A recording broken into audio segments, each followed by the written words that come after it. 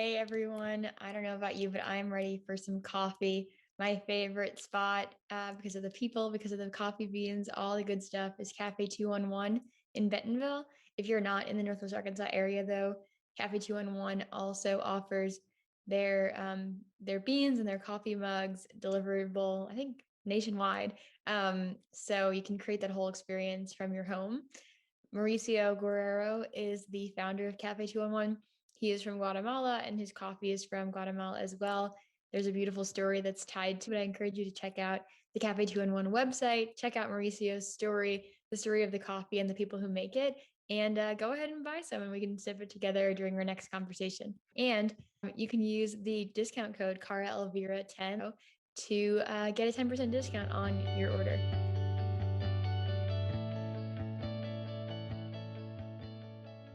Yeah, how are you doing? Hi, good and you? I'm doing well. It's dark for it's almost 9 o'clock in the morning here, but it's been really rainy and stormy, and so it's a cozy day to stay inside. What's it like in Milwaukee? It's the same. It's been raining all day, and I think it rained yesterday. I'm not sure about today because it's too early to Too tell. early to tell, right? I'm hoping for some sun soon. I am. I have a bike ride planned for later this week, and I will just not go if it's raining. For me, it's not worth it when it's all slippery and wet. Um, Do you do any outdoor stuff? Is there anything you're looking forward to when it gets warmer? Oh yeah, just like wearing less jackets. That's The the thing. simple It's like things. they take up so much space. Oh my gosh. Yeah, I feel like when you travel in the winter versus the summer, it's like a full size suitcase to fit all the sweaters and the coats Yeah, versus in the summer for the same amount of time, all I need is like a few t-shirts and a pair of shorts. And it's yeah. a weight is lifted when it's summertime, right? In so many different ways. Oh yeah, big time. Well, I'm so glad that you're here with me today. For everyone who tunes in, this is Maria Alfaro. She is a printmaker, painter, muralist, artist extraordinaire. And I'm so excited, Maria, to hear a bit about your story today and about your work. So thank you. Thank you so much. So let's start at the beginning, Maria. Where did you grow up? When did art become a part of your story? All that good stuff. Well, I guess I can say that ever since I could remember, I always said I wanted to be an artist, and this was just like me growing up doing artwork was kind of like my thing, and then I never really grew out of it. So I kind of had an idea that it was gonna be something that I was gonna do on the side, besides a career. But then I got really lucky, and I was able to go to high school, and I was able to go to high school and get a scholarship to go to college. And yeah, college wasn't really in my plans. And I actually can't really believe I'm making a career out of art. It's so cool. And I'm sure like such a privilege. You mentioned how you were fortunate to get to go to high school. Can you speak a little bit about where you grew up and where you're currently located? Oh my God, yeah. So I'm currently living in Milwaukee, Wisconsin, but I was born and raised in Michoacan, Mexico, in a very small, like poor, rural town. It's really beautiful. But I'm from there, and I didn't really go to high school because I was like in the middle of moving back and forth with family members, and um, there was my grandma who went and like sort of retired in Mexico, so I went back and lived with her, and after that, I didn't get to go to high school when I was supposed to. So once I got to America, I I was working when I was 17, and after that, I was told by a family member to come to Wisconsin, that I may have the opportunity to go to school, and that she had a room available because somebody had moved out. So I planned it out in like 3 days. I quit my job. I was a restaurant employee and a cashier in Ohio. And yeah, sorry. No, that's It was, amazing. sorry. No, you're You good. can edit this part out later. Oh, I thank you so much for sharing your story. It is incredible. But yeah, I was in Ohio, trying to like um trying to make money to pay family debt. Yeah, for a little bit until I paid it off. That's amazing, Maria. You've accomplished so much in your years. I just am so inspired by your story and humbled that you would share it in this space. Thank you. Yeah, so then after that, I was 18 already, and I was supposed to go to um, I went to high school, and I graduated with honors, and not with honors, with I guess with a good GPA, and yeah, I was able to make it to college, but I didn't get to go to high school like regular people. Yeah, so you went to high school, you were 18 and you were starting and you were in a new state, you were in Wisconsin. I feel like that must have taken a lot of like bravery and just like adaptability. Even Ohio to Wisconsin is different, right? And then not alone, let alone like Mexico to Ohio to Wisconsin. Um, that's so cool. What was your motivation at that time? Like, how did you keep going through that? I mean, in the beginning, it was I had to come here and like just try to help out the family as much as I could, and then after that, I had to like figure it out what I was gonna do with myself. So I didn't really think about that. That came kind of quick. So that happened. I moved to Milwaukee. Oh, so you went to Milwaukee and you graduated, and then you had this opportunity to go to school. You went to, was it the Milwaukee Institute of Art and Design, which is Yeah, incredible. yeah, I went to pre-college there. I finished a program um, called portfolio something. It was a portfolio class.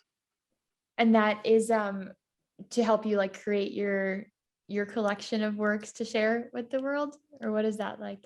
That in that class, I learned that I liked doing collage, and that I was gonna be challenged as heck going into college, because I didn't in that class I was uncomfortable a lot of times, but that was eye opening, and that was something I needed to do. Yeah, Yeah.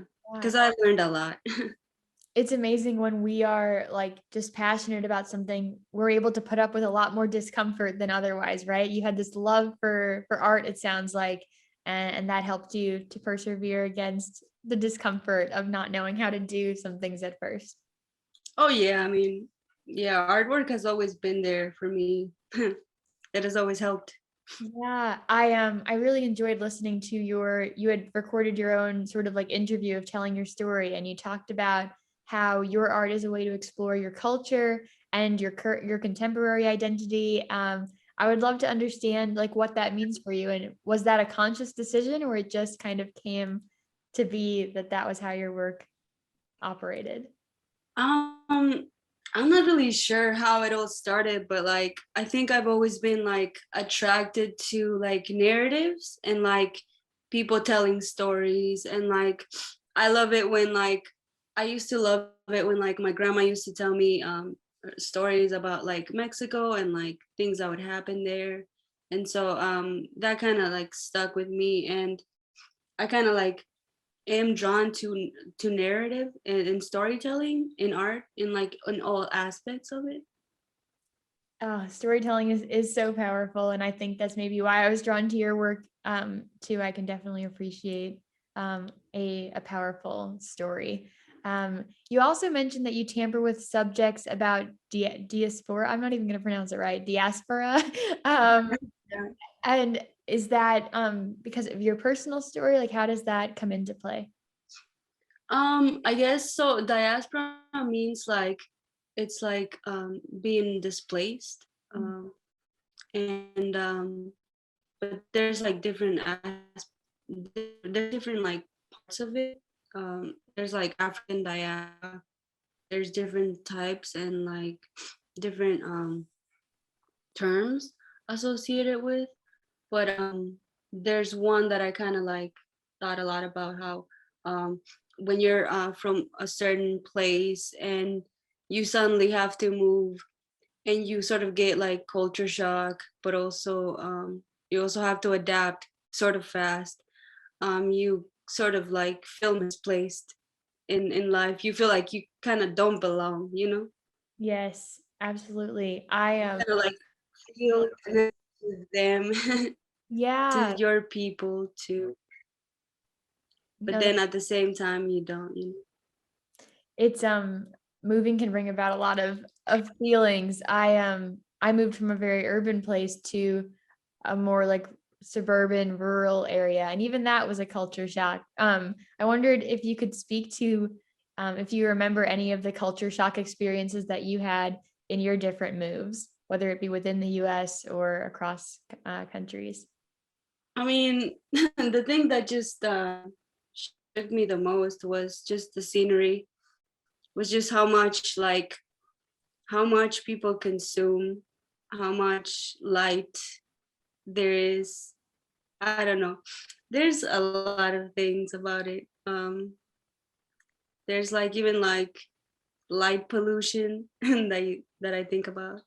Yes, Um, definitely a contrast. And I love the way that you observe the world and it gets reflected in your work. And so maybe what we can do now is I'll share my screen and we can talk a bit within your pieces about these different themes. Um, so this is the first one that we have pulled up here is I'm going to try to pronounce Vaya Con Dios. Is that yeah. close? So I'd love Yeah. to hear the story behind this piece, Maria. Um, so that this is my triptych piece. It's my thesis piece. It was the final one that I had to do for college, and I took my time with it.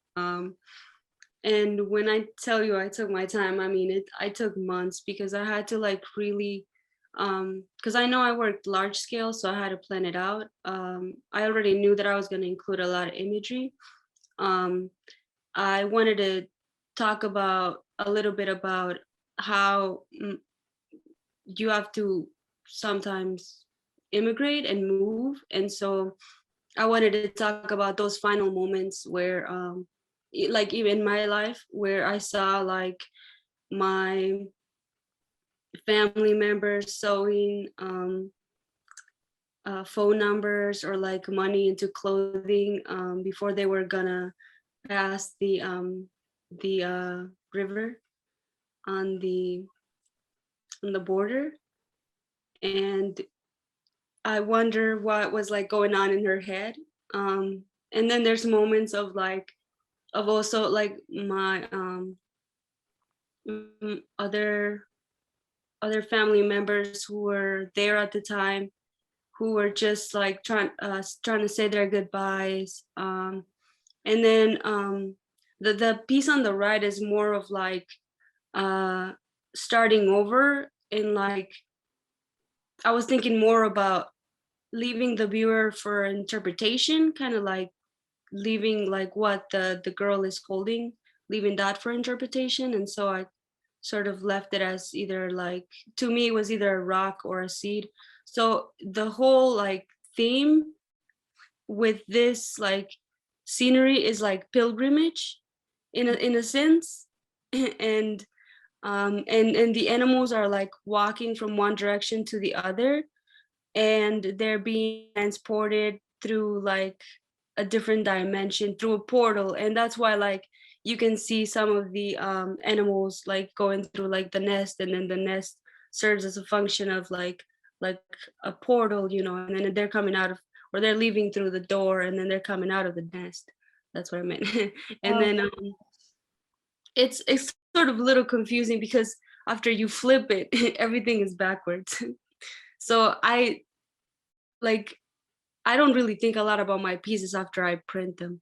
So yeah, this one is pretty large so and I have a lot of images. how big is this in real life? If we were to stand next to it, would it be taller than us? Would it be? Well, it's I had to like I'm limited by the size of the press. If I had a huge press, I would do a huge piece, but I don't. So but we do have huge presses at my edge. So this piece is just enough that I can carry, and it's I think 96 inches by I think it's 48. So That's like 4 feet by something. by a lot. By a lot. It's Early in the morning for the math to happen for me. math. I'm not good at math. I was an artist. I was not Right. good at anything else.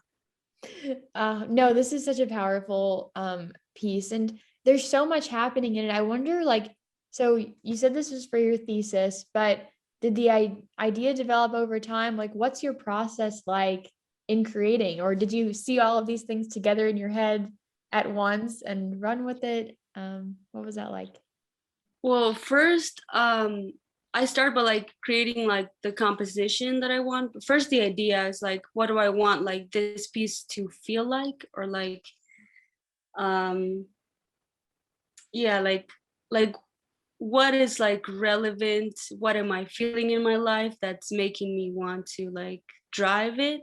So then I start by like the idea, which in this case was like moving and like being followed by your past, kind of. And it's also like a collaborative of like of narratives from other people who have crossed the border, who told me things that I never heard of before, you know. So there's just a lot of like each like thing there, it represents something, it means something. Yes. So these are people that are like the collection of stories, like they're not a specific person in your life, or are they a specific person? Oh, there when I look when I if I see it, I know who it reminds me of and what it's about, like but I think that person won't know it until I talk to them because I never told them. That's cool. And it was a bunch of people.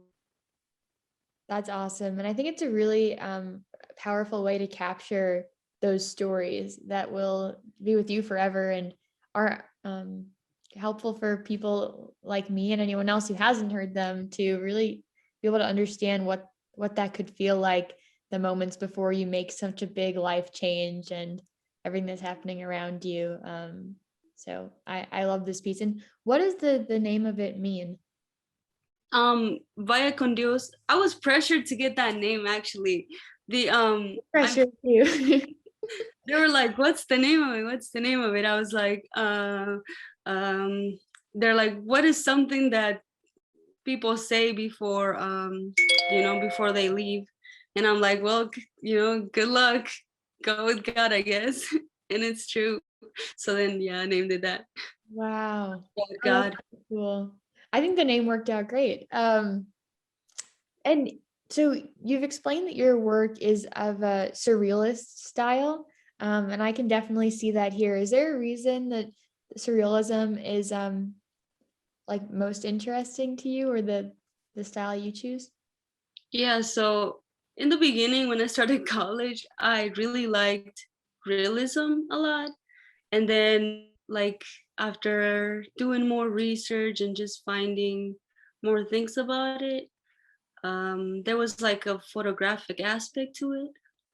But also, I've like seen how some artists can make like something photographic or something look so vivid that's photorealistic. So I don't think I would ever get there unless I had a lot of practice. So I had to like think fast, and I found printmaking, and it's sort of like drawing actually.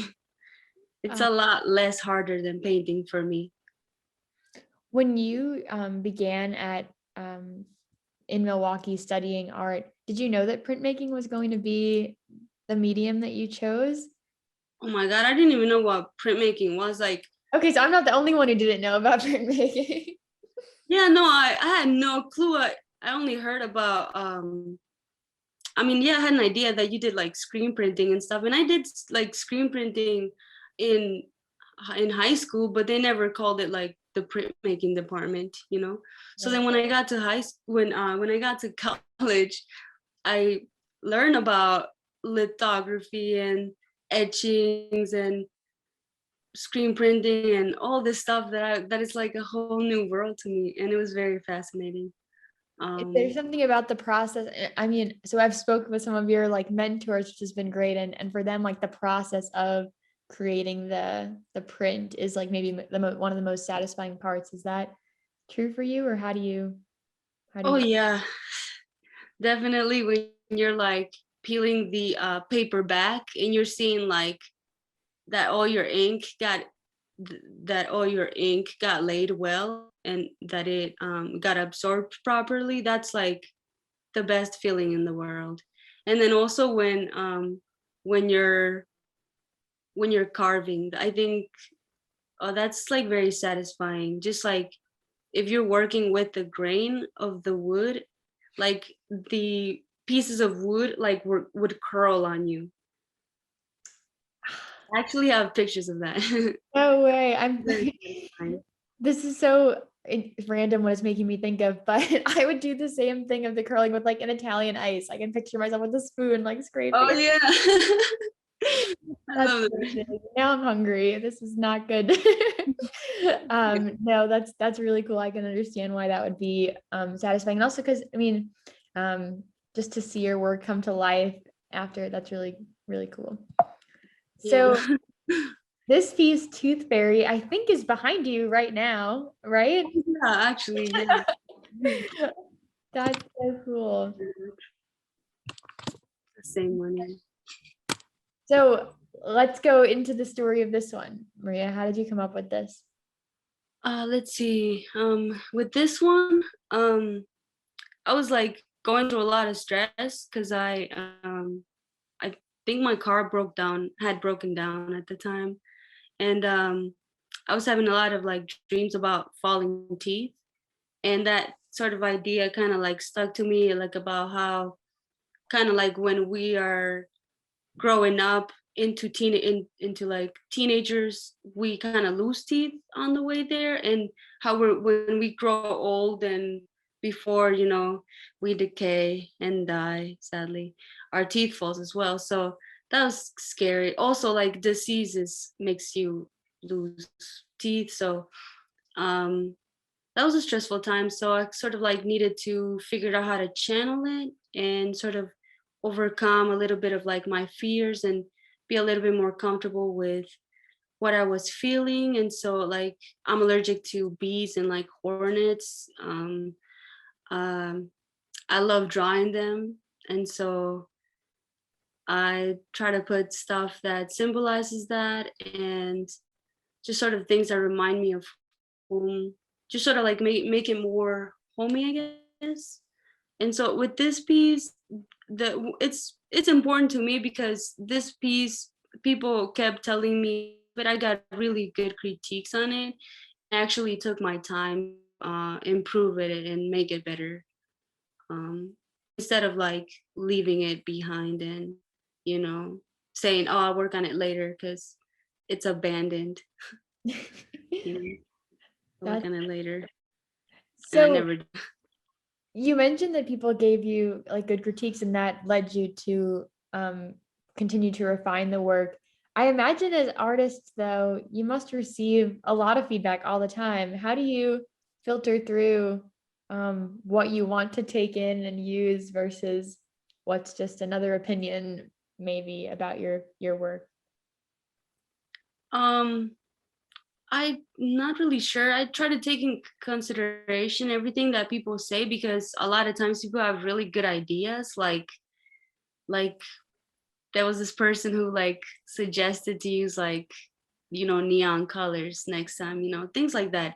And I love listening to what people say sometimes, because people are always going to be smarter than you know, and probably a lot more creative, of course, collectively. And so, yeah, I think when people do critique me, they don't necessarily say a lot of like bad things. I've almost never had that, thank God, you know. Yes. But I love the mindset you have of embracing what people have to say and like learning from it rather than, I don't know, I think it can be a very like vulnerable thing to hear what people have to say about your work. And so I think you have a really good model for how we could all be receptive to that kind of thing. Um, I also thought what was cool here is you mentioned in some other like, conversations that the tooth fairy is a mouse in Mexican culture. Is that true? Yeah, that was the other thing that was weird. There's so many things that go behind the pieces that it's just it's just like a cloud of ideas. So um with the rat, we have a mouse instead of a tooth fairy, like how you have them in America. And Yeah. so my story of like the teeth being collected was way different than everybody else, and I almost sort of like forgot about that. But then during that time, I really thought about it.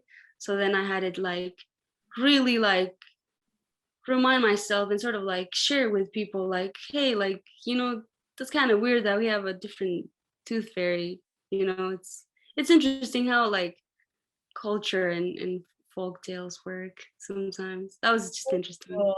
Yeah. So it's like a happy mouse, like Mickey Mouse, or is it like a mean mouse who's like stealing your teeth? Like what is it it's a good happy story?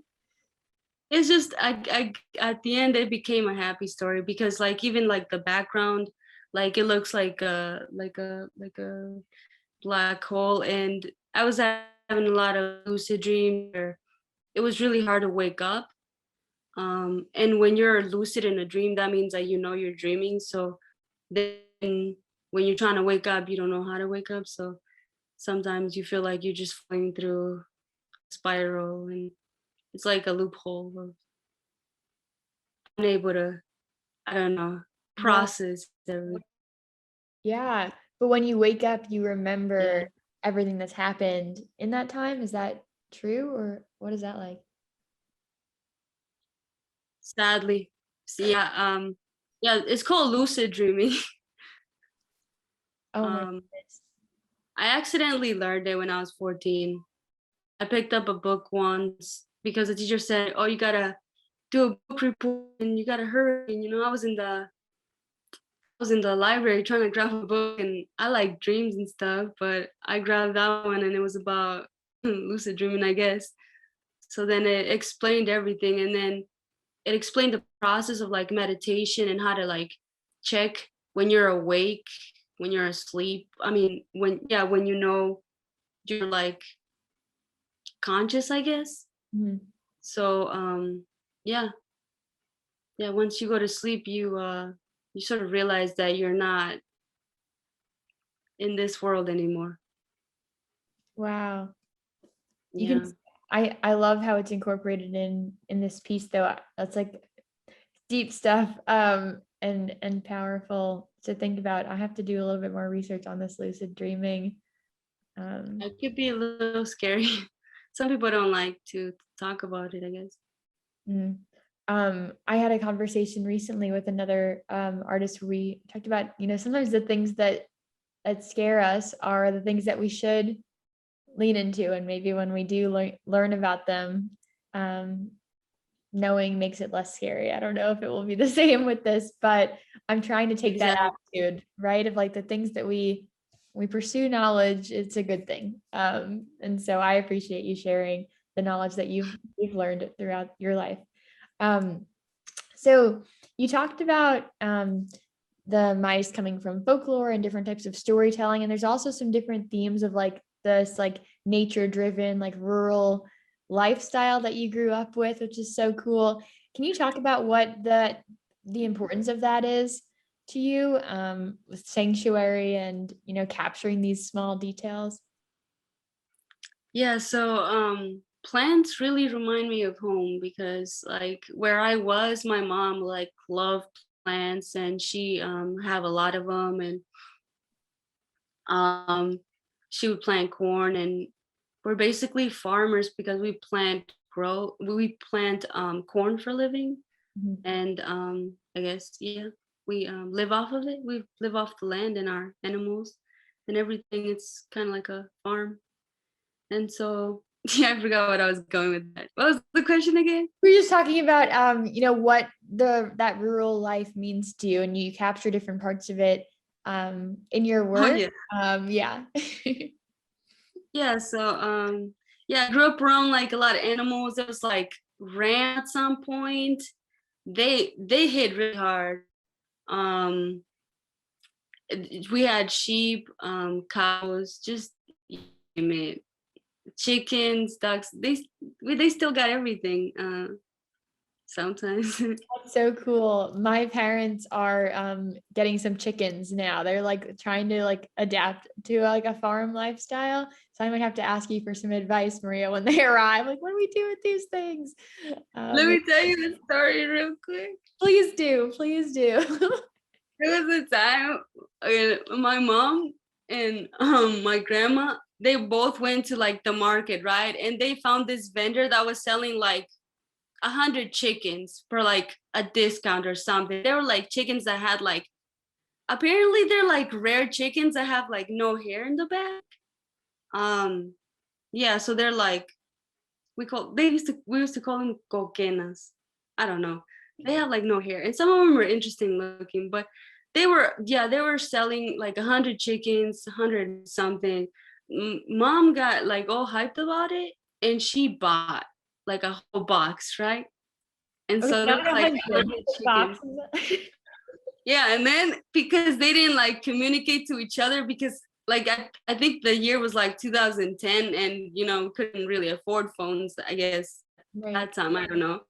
They didn't really like communicate, so grandma ended up buying also 100 chickens. So then they shut up to the house and then there was like 200 chickens in the house Oh and then my, like 2 months later it was like 400.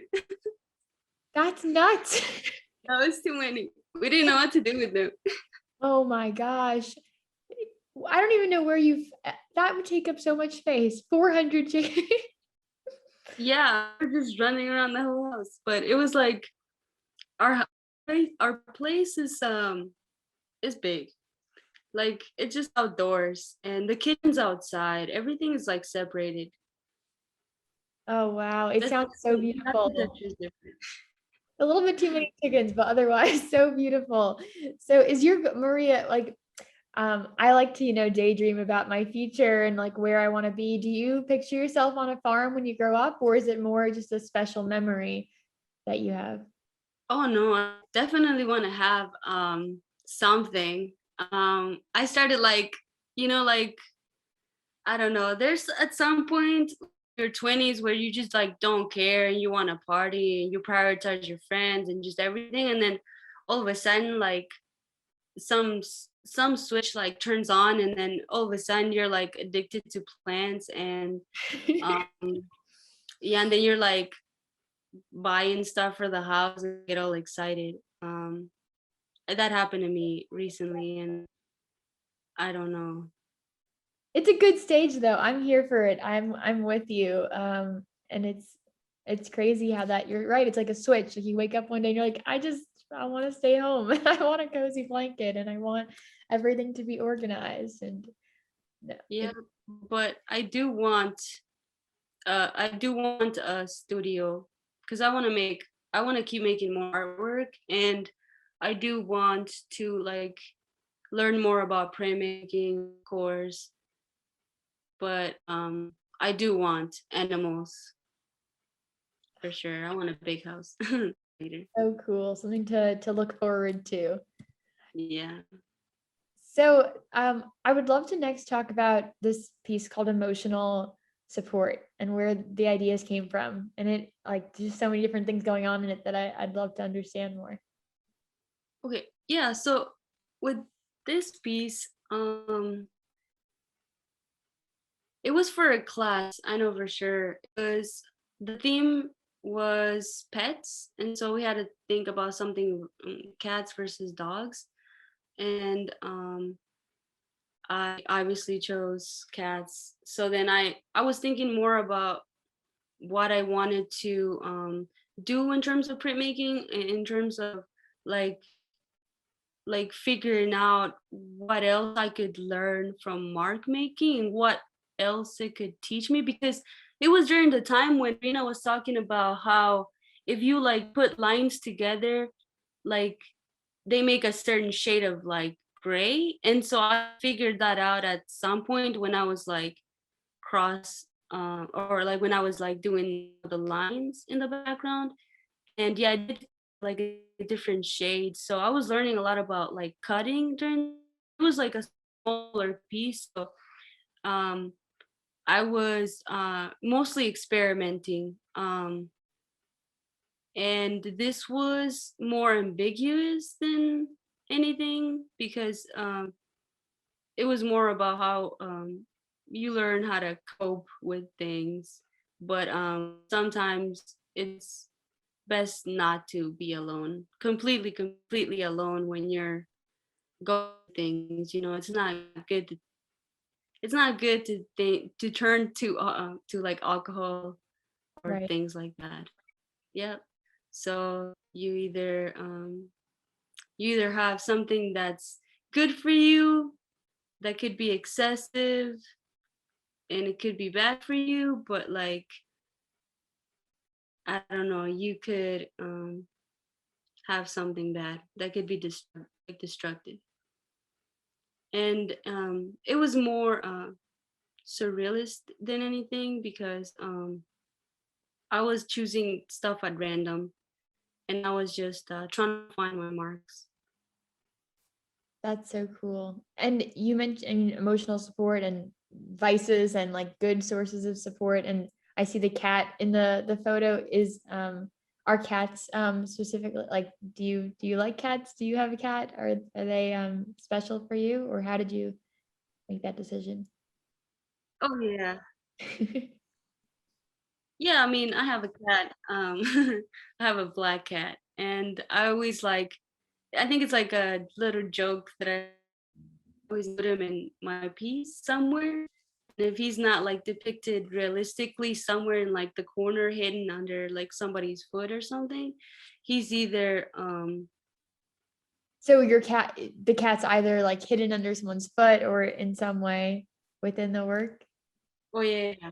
I So yeah, it's either like hidden somewhere and like in the circle piece, it's also hidden somewhere. I don't tell people where it is oh my because goodness. it's a joke and they gotta find it. If they find it, it's cool. But I don't tell a lot of people.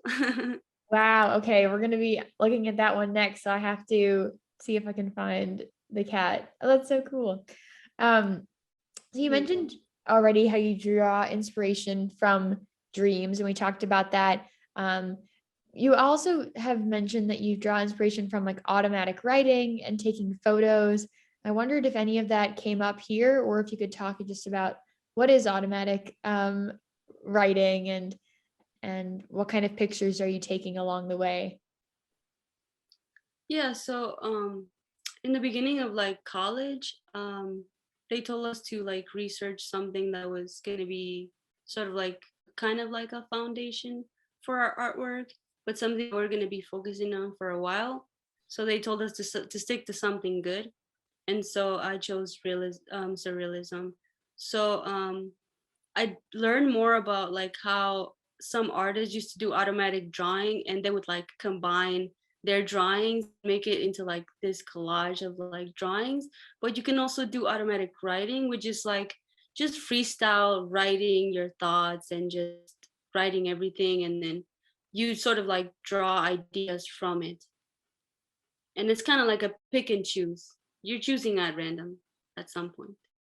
Oh my goodness. for me, that would be really difficult. Did that come easily for you, or was it an adjustment to learn how to do that? I mean, um, yeah, because I don't write a lot, and I after that class, I had to like get into the habit of taking a lot of notes and like writing everything, but it has benefited me a lot. Um, but yeah, it's a little you have to like be consistent and go back to it and use it if you want, because it's a lot of, I wouldn't say nonsense, but it's like a lot of like freestyles, Yeah. like So with drawing. You can do automatic. I'm trying to wrap my head around what it could be like to do automatic writing. Do you set aside a certain amount of time and you sit with a notebook, or do you bring, pen and paper with you wherever you go and like write in the moment? What's your like rhythm for that? I keep a dream journal with me, and so I try to take it with me, or wherever I go, and like just write down stuff. Or I usually carry like notepads with me everywhere. I have like probably 25 notebooks slash sketchbooks. I don't know what they are anymore. So that's what I'm talking about. You have to like go back and like go through some stuff, because a lot of times you're gonna forget.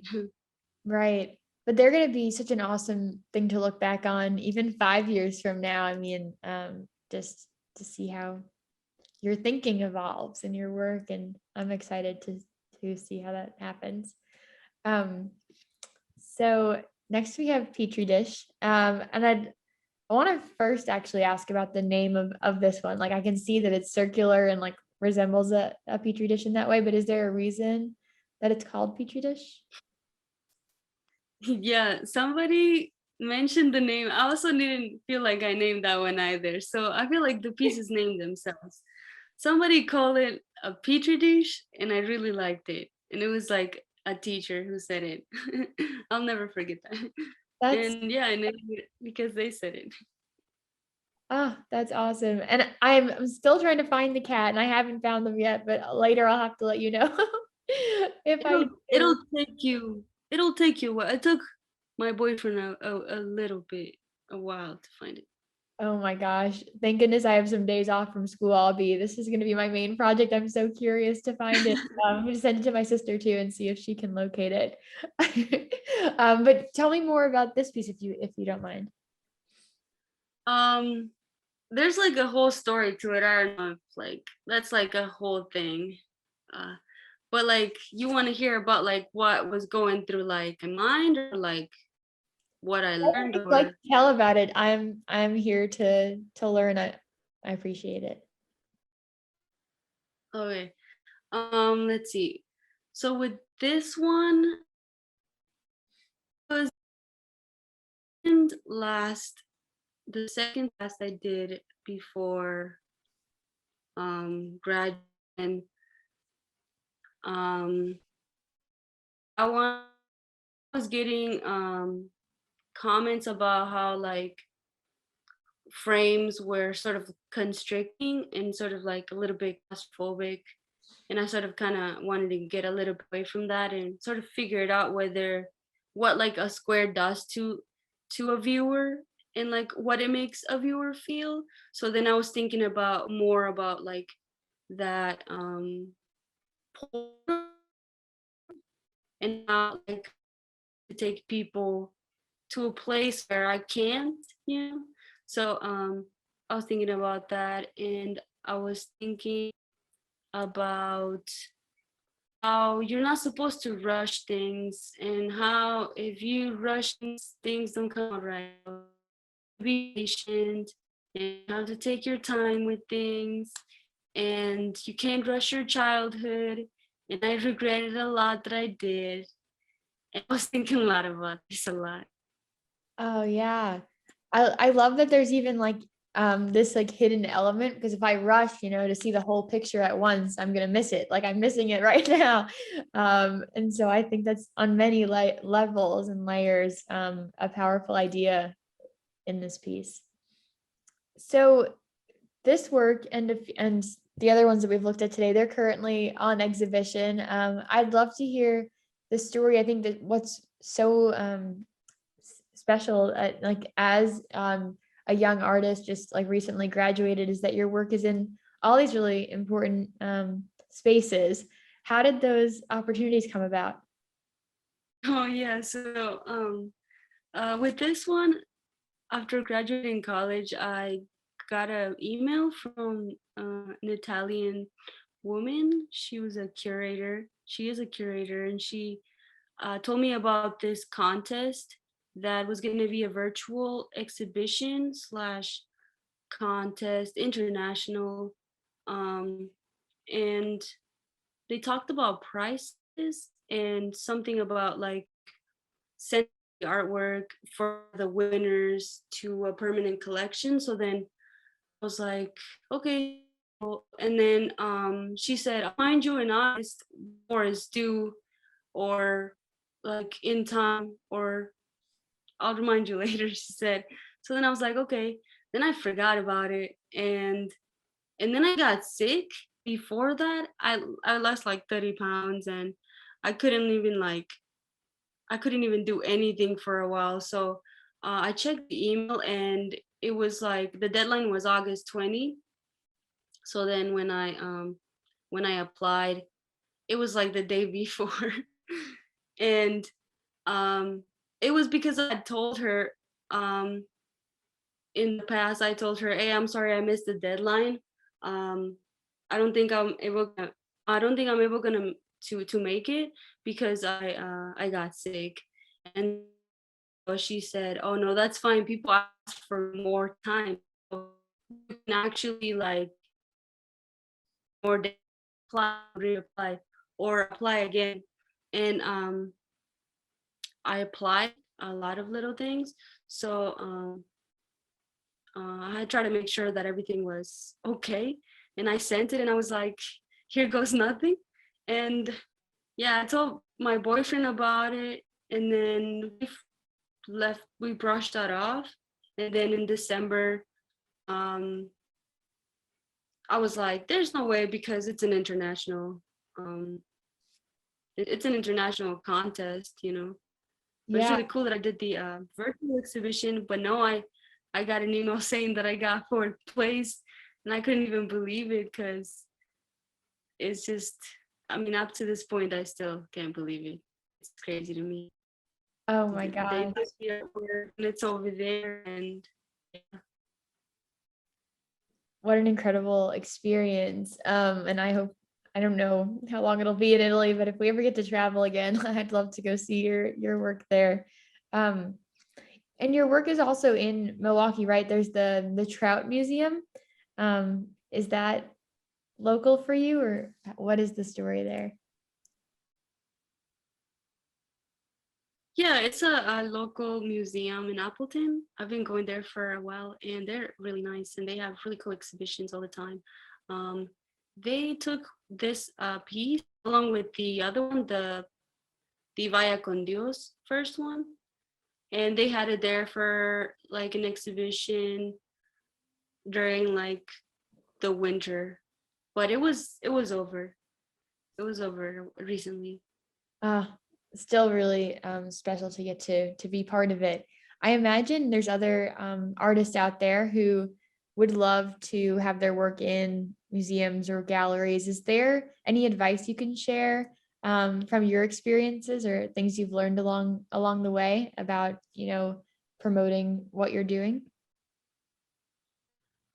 Just like follow their rules, and if you need to break them, just if they're really bad, just ask for permission. If not, just go ahead and break them. But yeah, sometimes the rules gotta change a little. Yeah. Um, can you explain that more? Like like how you learned that? Because now you have me very interested, and I'll stop sharing because we looked at the work already. Um, I guess maybe briefly, there's this project going on for veterans that I was involved with, I think during my senior year of college, and there was like a size requirement for the prints to all be a certain size because they wanted to frame it. So I tried. I'm not gonna say I didn't, that I purposely broke the rules, but I tried to make a small print and I didn't feel comfortable with it. So then I spoke to, I guess, the coordinator, and then I guess the rules kind of got, I don't know how to say that word. They kind of got like, I don't know, I Like can't find they the they word. made the requirement like you could have bigger pieces ultimately, or they removed the rule. They Yeah, changed the rule. yeah, pretty much. And then after that, like everybody showed up with bigger pieces. I And love it was that though. pretty You cool to started a see. movement. And I think sometimes the rules just don't make sense. And so it takes people asking the question, right? Or just refusing to do what doesn't make sense. Yeah, I tried though. Yeah, no, but I think that is great advice. Sometimes I think in life generally, not even just art, like people ask us for things with the best intentions of like knowing what they want, but sometimes people don't know. Like people don't know that the bigger size is going to be better in your example, or um yeah, things like that. So I think that's really good Yeah, to like know yourself and know your work. So we that's talked, very important. yes. Um, we talked a little bit about these different sources of inspiration for you. And um, when we spoke the first time, you shared how it's important for you to use your own photos as inspiration, not to necessarily get them from other places very often. What does that mean for you? I mean, like, um, so copyright and just like fair use, it's like a whole topic of its own, and like everything is like circumstantial, and of course it matters on like what you're doing, but like um a lot of times when I'm trying to find images online, I'm trying to look for a certain angle, and sometimes it's hard to find it. So then I try to like not push myself to look for things that are sort of unreachable, something that I've never like seen, like a robot or something, take references from stuff that I never really seen. I think just taking stuff from life is a lot more natural, and it's sort of, you can manipulate it better. That's the thing too. Yeah, so true. Um, I think that's a great lesson. And you've talked about some of the other things you've learned over time in this art world. You've talked to, I think you mentioned in that recorded interview, um, even just the way that you put pieces together on a wall or how you arrange them side by side versus by themselves changes the whole experience. So you talked about maybe like placing your works side by side versus by themselves. Anything like how do you learn those things? Is just trial and error, or Yeah, I mean, a lot of it was I'm working with um everything I know, and I'm not really I'm just doing drawing. I'm on board, and but I learned how to do Photoshop, and I learned how to put images together so there I can go and like resize them and move them places where I can like visually see it, where I think places where I think it will fit. And then I have a map of like where things are going, and like even there I can color like with a solid color to see whether I want that area to be like, oh, like negative or positive, like to make things stand out, because that's stuff that I never took in consideration before I was doing prints. um and it was something that I never saw it because it was never in my mind. So then after learning about positives and negatives, and doing like different mark makings, and different shadows, then that's when it was like all trial and error. But it was like Photoshop has helped a lot in that yeah, one. it seems like such a laborious effort to produce each work. You can see how your heart comes into it, and strategy, and like thinking it really intentionally about, like you said, the dark and the light spaces even. um it makes me want to ask you, Maria, like why does it all matter? Like what keeps you going and passionate about printmaking each day? I mean, I don't know how to like put it, but like I guess that feeling that, people get when they're, I don't know, singing or listening to music, that same feeling that makes your spirit dance, that's what I feel when I'm making art. And I want to feel that for the rest of my life. Like I don't know what I would do without it. Yeah, Yes. honestly. I think you put it so beautifully. The way people feel when they're singing or something is just a really good way to put into words that indescribable feeling. And it comes across in your work too. So Thank you. Maria, as we're wrapping up, and thank you so much. It's been so nice to understand you better and your work, and I can't wait to share it. But I want to ask first, what do you want people to leave knowing about you and about your work? Um, I should have, I guess, I want people to feel comfortable with my artwork. I want people to feel something. And if it's good, I'm glad, and I want to keep doing that.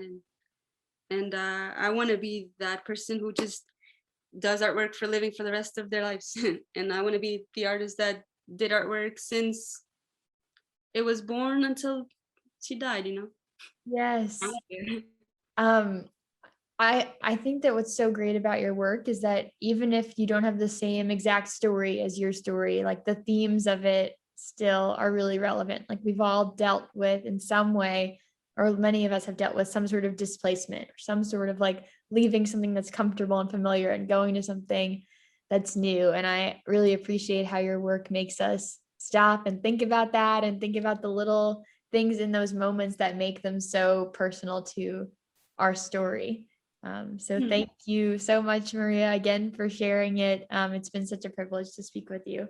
No, thank you so much. Honestly, like this is like a once in a lifetime opportunity. This is a first time experience as well. And I'm so happy right now that I got to meet you. And I'm looking forward to ever meeting you in person if you ever come to Milwaukee.